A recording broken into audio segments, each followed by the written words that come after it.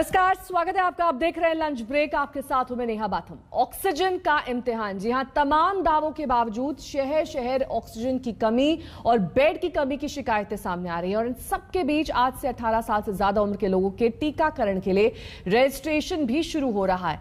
1 मई से टीकाकरण अभियान शुरू होने से पहले ही कुछ राज्यों ने वैक्सीन की कमी का रोना शुरू कर दिया है।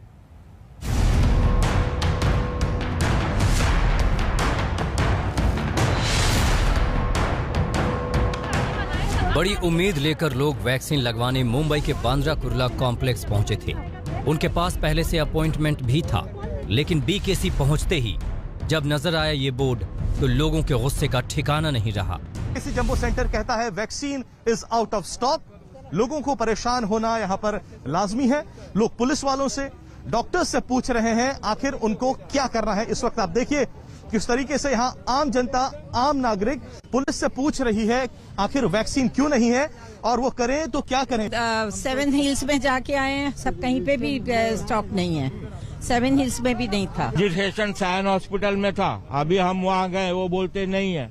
हमने बोला बीकेसी में पहला डोज लिया, वहाँ जाएं, क्या बोले हाँ वहाँ स्टॉक है। तो हम टैक्सी करके आए अभी यहाँ पर, और अभी यहाँ बोल रहे नहीं, आप नंबर लेके जाइए। मुंबई से यह तस्वीर ऐसे दिन में आई है जिस दिन टीकाकरण के लिए 18 साल से ज्यादा उम्र के लोगों का रजिस्ट्रेशन शुरू हो रहा है। जी हां, आज शाम 4 बजे से 18 साल से ज्यादा के लोग वैक्सीनेशन के लिए अपना रजिस्ट्रेशन करवा सकेंगे। 1 मई से इस आयु वर्ग के लोगों का टीकाकरण शुरू हो जाएगा। सवाल उठता है कि जब 45 साल से ज्यादा उम्र के लोगों के वैक्सीनेशन में इतनी मारामारी मच रही है, तो फिर 1 मई से जब टीके के लिए योग्य लोगों का दायरा बढ़ जाएगा तो क्या स्थिति होगी? क्या राज्य इसके लिए तैयार हैं? ये बयान सुनकर आपको इस सवाल का जवाब मिल जाएगा। 7 करोड़ डोजेज की जरूरत पड़ेगी स्टेट को। तो सीरम इंस्टीट्यूट से हमारे अधिकारियों ने बात की, तो उन लोगों ने कहा कि साहब हमने 3 करोड़ 75 लाख डोज बुक की है। तो जवाब ये मिला था कि भाई 15 मई तक तो हम जो हमारे पास भारत सरकार से पहले से ऑर्डर मिले हुए हैं उनकी आपूर्ति नहीं कर पाएंगे, तो आपको कहां से देंगे। कई राज्यों के मंत्रियों के बयान से संकेत मिल रहा है कि 18 साल से ज्यादा उम्र के लोगों को वैक्सीन देने में वो खुद को असमर्थ पा रहे हैं। महाराष्ट्र के स्वास्थ्य मंत्री राजेश टोपे के मुताबिक राज्य को 12 करोड़ वैक्सीन डोज की जरूरत है। महाराष्ट्र सरकार ने इसके लिए 7,500 करोड़ खर्च करने वाली है, लेकिन किसी भी वैक्सीन कंपनी ने उनकी चिट्ठी का जवाब नहीं दिया है। हमें 12 करोड़ वैक्सीन चाहिए। इसमें हमारा जो एज ग्रुप है, वो एज की जो संख्या है वो 5 करोड़ 71 लाख, इतनी संख्या इसमें आती है। और अगर हर एक को 2 डोज दिया जाए तो 12 करोड़ लोगों को 12 करोड़ डोसेज हमारे को चाहिए। तो उसके लिए क्या शेड्यूल आपका रहेगा और क्या प्राइस रहेगी, यह चिट्ठी हमने हमारी सरकार की तरफ से लिखी है। उसका और कोई जवाब ये दोनों कंपनी से आया नहीं है। उधर कर्नाटक के डिप्टी सीएम अश्वत्थ नारायण का कहना है कि राज्य सरकार टीकाकरण के लिए तैयार है। 10 दिन पहले ही वैक्सीन का ऑर्डर दिया जा चुका है और जल्द टीका मिल जाना चाहिए। अगर आप 18 से 44 वाले आयु वर्ग में हैं तो जरा जान लीजिए टीकाकरण की प्रक्रिया। इसके लिए अपना ऑनलाइन रजिस्ट्रेशन कराना अनिवार्य होगा। भीड़ से बचने के लिए ऐसा किया गया है। हालांकि 45 से अधिक आयु के लोगों के पास टीकाकरण केंद्र पर रजिस्ट्रेशन का विकल्प है। रजिस्ट्रेशन कोविन पोर्टल और आरोग्य सेतु ऐप पर होगा। जहां तक कीमतों का सवाल है तो ज्यादातर राज्य सरकारों ने 18 साल से 45 की उम्र तक के लोगों के लिए भी मुफ्त टीके का ऐलान कर रखा है। इसलिए सरकारी केंद्रों में वैक्सीन मुफ्त में लग जाएगी, लेकिन निजी अस्पतालों में वैक्सीन के लिए खुद खर्च करना होगा। निजी अस्पतालों को सीधे टीका निर्माताओं से वैक्सीन लेनी होगी। प्राइवेट अस्पतालों को कोविशील्ड के टीके 600 रुपए प्रति डोज, जबकि कोवैक्सीन 1200 रुपए प्रति डोज की कीमत पर मिलेगी। राज्य सरकारें भी अब सीधे वैक्सीन कंपनियों से खुराक खरीद सकती हैं। उन्हें कोविशील्ड की एक खुराक 400 रुपए में पड़ेगी, जबकि कोवैक्सीन की एक खुराक 600 रुपए में पड़ेगी। तो वैक्सीनेशन के लिए तैयार हो जाइए, क्योंकि टीका कोरोना से बचाव का सबसे भरोसेमंद तरीके के रूप में सामने आया है।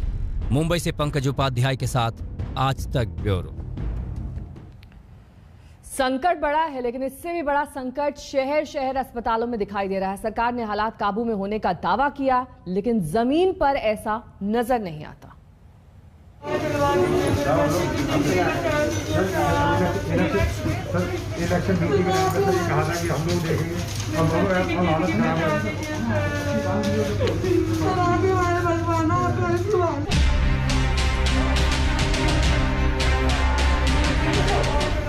ये तस्वीरें आपको विचलित कर सकती हैं। इन महिलाओं की ये बेबसी आपको परेशान कर सकती है। महिला रेमडेसिवियर इंजेक्शन के लिए नोएडा के सीएमओ के सामने गिड़गिड़ा रही है, पांव पकड़ रही है। बस किसी तरह सीएमओ साहब इंजेक्शन का बंदोबस्त कर दे और मरीज ठीक हो जाए। लेकिन तीमारदारों का इस तरह रोना सीएमओ साहब को बेकार की बातें लगी। आरोप है कि ज्यादा परेशान होने पर महिलाओं को गिरफ्तार कराने की धमकी भी दी गई। आप लोग किस लिए आए हैं? क्या कह रहे हैं? और बोले कि अवेलेबल होगा तो देंगे। हमने कहा फिर दोबारा आएंगे तो बोले कि जेल में डलवाने के लिए। जेल में क्यों डलवा देंगे? इंजेक्शन दोबारा आएंगे लेने के लिए। तो इंजेक्शन दिया उन्होंने? नहीं दिया।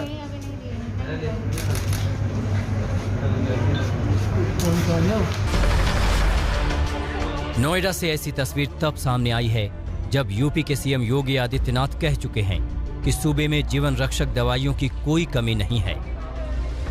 न बेड्स की कमी है, न ऑक्सीजन की कमी है, न रेमडेसिविर की कमी या किसी अन्य जीवन रक्षक दवा की भी कमी नहीं है। अगर मेरे समझ 74 से भी नीचे हैं, ठीक है, हम ले लेके भाग रहे हैं, बताइए कहाँ चले जाने? सीएम साहब सुन रहे हैं तो सुनिए मेरी बात, जान देते बताइए क्या आप नहीं बताइए। आज जो निवेदन मेरा है कि सर कुछ तो कर दीजिए, कम से कम जो मर रहे उनको बचाइए, ठीक है। बाकी चलो कोई बात नहीं, आप लॉकडाउन में जो करना करिए, हमको कोई दिक्कत नहीं। मर रहे मेरे बाप मेरे, उनको तो बचा लीजिए कम से कम। मेरी माँ चली गई 3 बजे, लेकिन मैं खड़ा हूँ सामने, अभी कल उनका 10वां मैं करके आ रहा हूँ घर से, हैं, तभी मैं दौड़ रहा हूँ कि मेरे बाप बच जाए कुछ तरीके से। जिस वक्त लोग शोक मनाते हैं, दुर्भाग्य देखिए, एक बेटी को अस्पतालों में व्यवस्था से लड़ना पड़ रहा है। ये हाल लखनऊ के किंग जॉर्ज मेडिकल यूनिवर्सिटी का है, जहां आज तक की टीम को अस्पताल के बाहर एम्बुलेंस में इस तरह बेड के लिए लोग इंतजार करते मिले। मरीज तो मरीज, उनका इलाज करने वाले भी सिस्टम का शिकार हैं। वो मैं परेशान चुका, सुबह दौड़ बताइए मैं कहाँ तक मरूं बताइए। अस्पताल में क्या कहते हैं? कहीं कुछ सही नहीं चल रहा है, हर जगह मना कर रहे हैं। यूपी में हेल्थ सिस्टम का बुरा हाल हो चुका है। ये खुद सत्ताधारी पार्टी बीजेपी के सांसद भी मानने लगे हैं। लखनऊ के मोहनलालगंज से सांसद कौशल किशोर और मंत्री सुनील भराला के बाद मेरठ से सांसद राजेंद्र अग्रवाल ने भी सीएम योगी को चिट्ठी भेजी है। चिट्ठी में मेरठ फौरन ऑक्सीजन की समुचित सप्लाई भिजवाने को कहा गया है। चिट्ठी में राजेंद्र अग्रवाल ने कहा है कि मेरठ के सभी सरकारी और निजी अस्पताल ऑक्सीजन की किल्लत का सामना कर रहे हैं। वो सिर्फ लोअर स्टाफ के ऊपर है, जेआरस है, एसआरस है, ये लोग टोटली काम कर रहे हैं। क्या काम करते हैं भैया? वार्ड बॉय का काम करते हैं। तो आप ही लोगों से सारा काम कराया जाता है? भैया सब कुछ करवाया जाता है हम लोगों से। तो बड़े डॉक्टर क्यों नहीं करते? यहाँ तक कि हमारे जो सीनियर डॉक्टर वो तो यहाँ कह देते हैं कि अगर आप पॉजिटिव हो गए तब भी आपको ड्यूटी करना है। कोरोना का तेज संक्रमण यूपी वालों के लिए लगातार मुश्किलों का सबब बना हुआ है। कल भी यूपी से कोरोना के 32,993 नए केस सामने आए, जबकि 265 लोगों की मौत हो गई। यूपी में एक दिन में कोरोना से इतनी ज्यादा मौत पहले नहीं हुई थी। इसे रोकने के लिए ही लगातार सुविधाओं को बढ़ाया जा रहा है। इसमें लखनऊ में डीआरडीओ का यह अस्थायी अस्पताल भी शामिल है। कोरोना से जंग जीतना है तो सिस्टम के ढीले कलपुर्जों को कसना होगा, सिस्टम को चौकस बनाना होगा। ये जंग बड़ी है, इसे जीतने के लिए कोशिशें भी बड़ी होनी चाहिए। शिवेंद्र श्रीवास्तव के साथ कुमार अभिषेक, लखनऊ आज तक।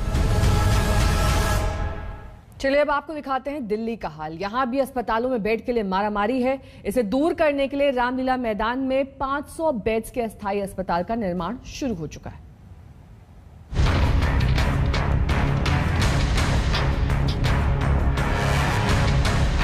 ये देश की राजधानी दिल्ली का हाल है। रेमडेसिवियर के लिए अस्पताल के बाहर लाइन लगी हुई है। दवा दुकानदार ने बोर्ड लगा दिया है कि रेमडेसिवियर का स्टॉक खत्म हो चुका है।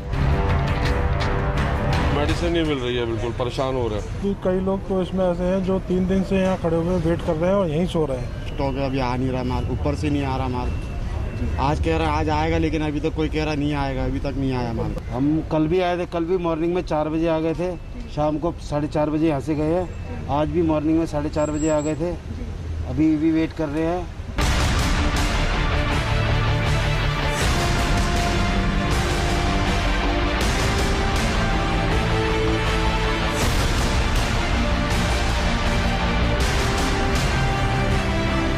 ये कैसी विडंबना है।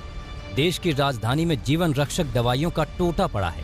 अस्पतालों में बेड के लिए जद्दोजहद है तो ऑक्सीजन के लिए मारामारी है। दिक्कत है ऑक्सीजन की, 2 दिन से ऑक्सीजन तो मेरी गाड़ी में नहीं है और बहुत ही ऑक्सीजन मैंने ऊपर अपने बोला है सर से, तो वो ऑक्सीजन के लिए बोल रहे हैं कि रुक जाओ, 1-2 दिन में मिल जाएगा। लोग परेशान हैं और अपने मरीजों को लेकर इधर उधर भटक रहे हैं। सबसे ज्यादा समस्या इलाज में आ रही है क्योंकि अस्पतालों में अब भी पर्याप्त ऑक्सीजन पहुंच नहीं पा रही है। लिहाजा घंटों इंतजार के बावजूद ना तो मरीज भर्ती हो पा रहे हैं, ना ही उन्हें लेकर भटक रहे लोगों को सही जानकारी मिल पा रही है। दरवाजा बंद है। जी हाँ, हम उस कोविड सेंटर पे खड़े हैं जिसकी कल शुरुआत हुई है। सबसे बड़ा कोविड सेंटर बताया जा रहा है दिल्ली का, लेकिन बेबस लाचार मरीजों के लोग जो भी यहाँ पर आ रहे हैं उनकी स्थिति देखिए। दरवाजे से सवाल पूछे जा रहे हैं, सवाल का जवाब नहीं मिल रहा है। हालांकि सरकार की माने तो अस्पतालों में ऑक्सीजन की कमी को दूर करने का सरकार का एक्शन प्लान अब असर दिखा रहा है और जल्द ही दिल्ली के अस्पतालों में ऑक्सीजन की किल्लत दूर होगी।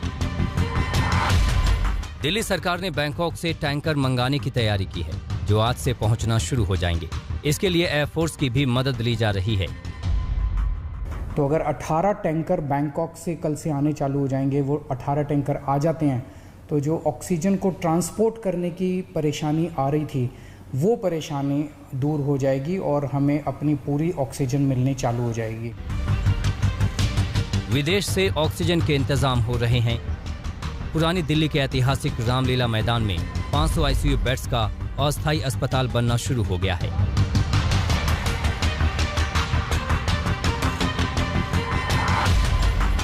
पुरानी दिल्ली के ऐतिहासिक रामलीला मैदान में इंतजाम किया जा रहा है 500 आईसीयू बेड्स के अस्थायी अस्पताल का। यहाँ पर जो तैयारियां हैं वो जोर शोर से चल रही हैं। तस्वीर में आप देख रहे हैं कि अस्थायी टेंट यहाँ पर लगाया जा रहा है। दिल्ली में पिछले सोमवार से लॉकडाउन चल रहा है, लेकिन कोरोना संक्रमण के हाल में कोई सुधार नहीं है। कल दिल्ली में कोरोना के 24,149 नए मरीज सामने आए, जबकि 381 लोगों ने कोरोना से दम तोड़ दिया। दिल्ली में एक दिन में इतनी ज्यादा मौतें कोरोना से नहीं हुई थी। दिल्ली में एक्टिव मरीजों की संख्या 98,264 तक पहुंच गई है। आंकड़े डरा रहे हैं। इसे कम करना है तो जरूरी है कि लोग तो सावधानी बरते ही सरकार भी इलाज का पुख्ता इंतजाम करे। मिलन शर्मा के साथ पंकज जैन, दिल्ली आज तक। इसी के साथ यहाँ रुकेंगे छोटे से ब्रेक के लिए। फौरन होंगे हाजिर कुछ और खबरों के साथ। देखते रहिए आज तक। वहीं नागपुर में 85 साल के एक शख्स ने मानवता की बेहतरीन मिसाल पेश की है। नारायण भाऊराव दाभाडकर अपनी जान की चिंता किए बगैर दूसरे को अस्पताल का बेड दे चुके हैं। बड़ी बात यह कि 3 दिन बाद ही उनकी मौत हो गई। दाभाडकर नागपुर के इंदिरा गांधी अस्पताल में कोरोना का इलाज करा रहे थे। बड़ी मुश्किल से उनकी बेटी ने उनके लिए अस्पताल में बेड की व्यवस्था की थी। उनका ऑक्सीजन लेवल 60 के नीचे जा पहुंचा था। इलाज के दौरान उनकी नजर एक महिला पर पड़ी जो कि अपने 40 साल के पति को बेड दिलाने के लिए जद्दोजहद कर रही थी। महिला की हालत देखकर नारायण दाभाडकर ने खुद का बेड ऑफर कर दिया। उन्होंने डॉक्टर से कहा कि मैं 85 साल का हो चुका हूं, अपनी जिंदगी जी चुका हूं। इस जवान शख्स का जिंदा रहना मेरे से ज्यादा अधिक महत्व रखता है। उनके बच्चे छोटे हैं, मेरा बेड उन्हें दे दीजिए, मैं बेड नहीं ले सकता। इसके बाद नारायण दाभाडकर घर लौट गए। घर लौटने के तीसरे दिन बाद उनकी जान चली गई। मेरे साथ अभी के लिए बस इतना ही। देश दुनिया की तमाम खबरों के लिए आप देखते रहिए आज तक। नमस्कार, मैं हूं अंजना ओम कश्यप। हमें उम्मीद है ये वीडियो आपको पसंद आया होगा। लेटेस्ट खबरों के लिए यूं ही देखते रहिए आज तक और इस वीडियो के पसंद आने पर लाइक, शेयर एंड सब्सक्राइब करना ना भूलें।